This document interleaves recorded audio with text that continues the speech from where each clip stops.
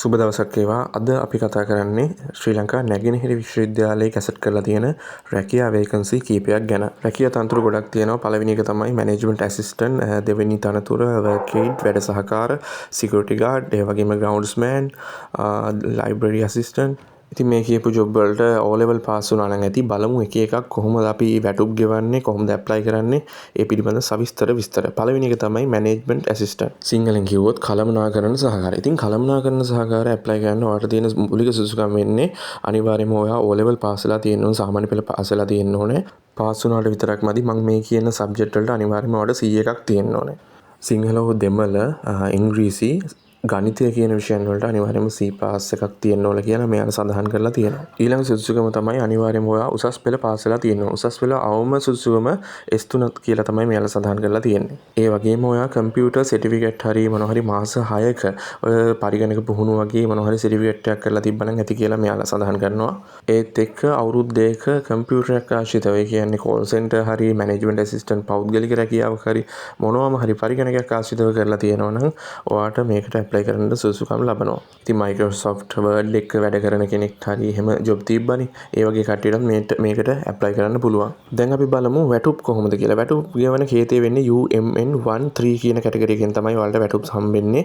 මූලික වැටුප 49475 සිට 58655 දක්වා විචලනය වෙනවා. ඉතින් මේ කියන වැටුප් වලට අනිවාර්යයෙන්ම මෙයාලා රජෙන් හම්බෙන දීමනා ටික ඇඩ් වෙන්න ඕනේ. ඒ කියන්නේ 49475ට 17500ක් අනිවාර්යයෙන්ම ඔයාට එකතු වෙනවා ජීවන වියදම් දීමනාව. ඒ ඔක්කොමත් එක්ක ජීවන වියදම් දීමනායි අනිත් දීමනාම එකතු වෙලා ඔයාට 70000කට ආසන්න වැඩි වැටුපකට යන්න පුළුවන්.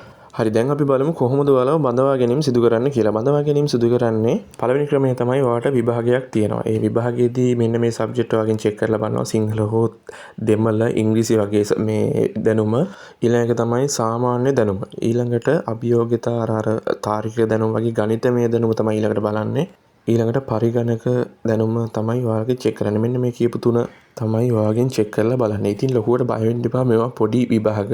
ඕනේ තරම් පොත් කඩවල වල තියෙනවා අභියෝග්‍යතාවය, සාමාන්‍ය දැනුම, පේපර් වගේ දේවල්. ඉතින් ඒවා කරලා කියන මේක සාමාන්‍ය දෙයක්. හරි, මේ ලියන විභාගයෙන් ඔයාට 175 ලකුණු හම්බෙන්නේ. ඊට පස්සේ ඔයා භාජනය කරනවා ඉන්ටර්විව් එකට. ඉන්ටර්විව් එකෙන් ලකුණු 125ක් හම්බෙනවා. ඊට පස්සේ මේ දෙකම එකතු කරලා ලකුණු 100න් තමයි ඔයා අයදුම්කරුවන් තෝරා ගැනීම සිදු කරන්නේ. ඉතින් මෙම තනතුරට ඇප්ලයි කිරීම සඳහා වයස සීමාව වෙන්නේ අවුරුදු 18ට නොඅඩු 30ට අවුරුදු 30ට නොවැඩි පිරිසට තමයි මෙම රැකියාවට සුදුසුකම් ලබන්නේ. ඊළඟට තියෙනවා තනතුරු සෙට් එකක්ම. පළවෙනි එක තමයි කම්කරු වැඩ සහකාර, දෙවෙනි එක තමයි සිකියුරිටි ගාඩ්, තුන්වෙනි එක විදිහට තියෙන්නේ ග්‍රවුන්ඩ්ස්මෑන්. ඉතින් මෙයාට තියෙන්නේ භූමිය බලා ගැනීමේ කටයුතු. හතරවෙනි එක තමයි ලයිබ්‍රරි ඇටෙන්ඩන්ට්, ඒ කියන්නේ පුස්තකාල සහකාර.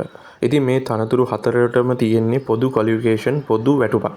ක්වොලිෆිකේෂන් විදිහට, ඒ කියන්නේ සුදුසුකම් විදිහට කිව්වොත් අනිවාර්යයෙන්ම මෙයාලා O level විතරයි පාස් වෙලා තියෙන්න ඕනේ.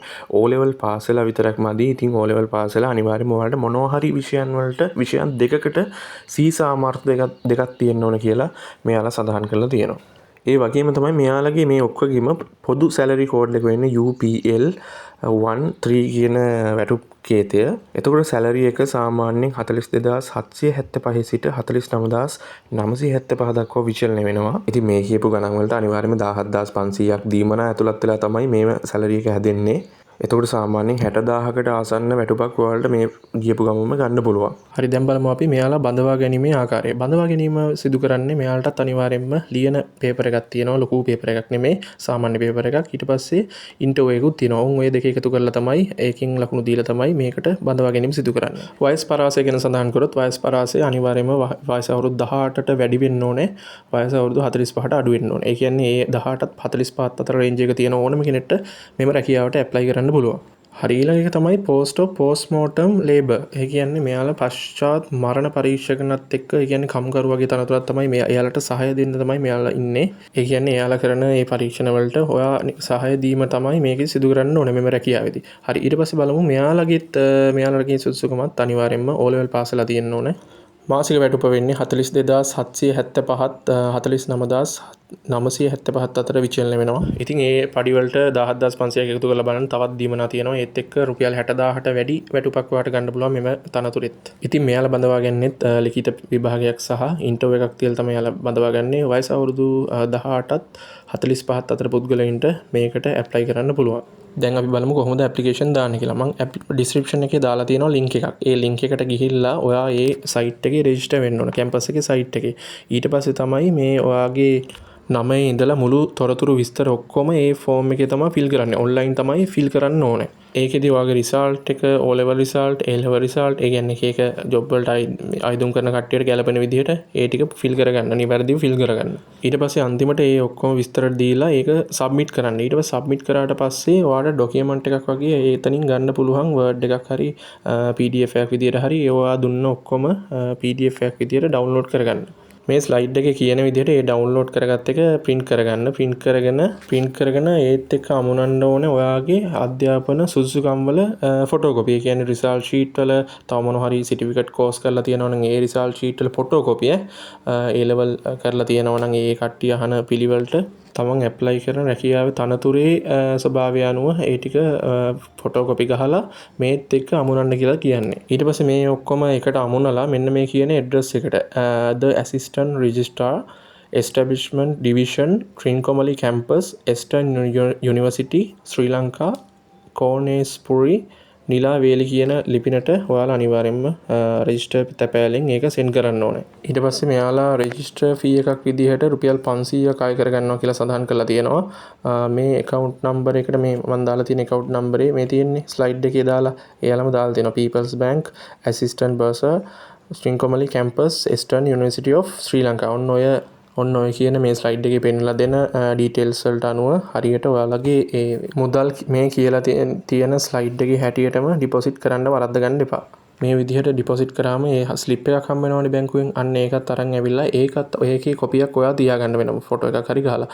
ඊට පස්සේ ඒකේ ඔරිජිනල් එක අර මම කලින් සෙන්ඩ් කරන්න කිව්වේ රෙජිස්ටර් පෝස්ට් අන්න ඒකත් එක්ක අමුණලා. ඒ කියන්නේ ඔයාගේ ඇප්ලිකේෂන් එකයි ඔයාගේ අධ්‍යාපන ක්වොලිෆිකේෂන් වල ෆොටෝකොපි ටිකයි ඒ ඔක්කොම ඒ බැංකු ස්ලිප් එකත් එක්කම ඔක්කොම එකට අමුණලා අර කියපු ලිපිනට රෙජිස්ටර් පෝස්ට් කරන්න ඕනේ. මම මේ ඉංග්‍රීසියෙන් තියෙන ටික තමයි සරල කරලා සිංහලෙන් ඔයාලට කියලා දුන්නේ. මේ ස්ලයිඩ් වල තියෙනවා ඉංග්‍රීසියෙන් කරන්න ඕන ටික. මේ බලන්න මේ ස්ලයිඩ් වල තියෙනවා තමයි මම ඔය සරලව ඔයාලට කියලා දුන්නේ. අනිත් එක විශේෂ දෙයක් තමයි මේ ඇප්ලිකේෂන් යවනකොට ඔක්කොම මේ පිටපත් ටික වාගේ ෆොටෝකොපි අධ්‍යාපන සුසුකම් වල ෆොටෝකොපි ටික ත්‍රූ කොපි කරලා අනිවාර්යයෙන්ම පෝස්ට් කරන්න ඕනේ. හරි ඇප්ලයි කරන්න ලින්ක් එක මම ඩිස්ක්‍රිප්ෂන් එකේ කමෙන්ට් සෙක්ෂන් එකේ දාන්නම්. මේ පෝස්ට් බැනර් එක ලින්ක් එකක් විදිහට ඩිස්ක්‍රිප්ෂන් එකේ දාන්නම්. ඒකත් හරියට කියව ගන්න. ඉතින් මොන හරි ප්‍රශ්නයක් තියෙනවා යටින් කමෙන්ට් එකක් දාන්න.